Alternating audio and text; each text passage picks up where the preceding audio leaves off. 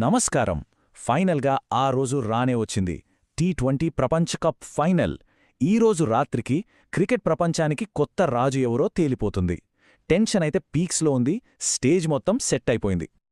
ఒకే ఒక్క ట్రోఫీ, కానీ పోటీ పడేది మాత్రం రెండు అగ్రశ్రేణి దేశాలు. కొన్ని గంటల్లో వాళ్లల్లో ఒకటి మాత్రమే ఆ కప్ని గర్వంగా పైకెత్తుతుంది. మరి ఆ విజేత ఎవరు కాబోతున్నారు? అయితే ఈ పోరులో తలపడేది ఎవరు అంటే ఇండియా వర్సెస్ న్యూజిలాండ్.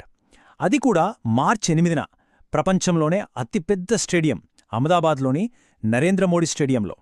ఫైనల్కి ఇంతకంటే గొప్ప వేదిక ఇంకేముంటుంది చెప్పండి. సరే, ముందుగా మనం ఇండియా గురించి మాట్లాడుకుందాం. అసలు ఈ టోర్నమెంట్ మొత్తం వాళ్ళ డామినేషన్ మామూలుగా లేదు.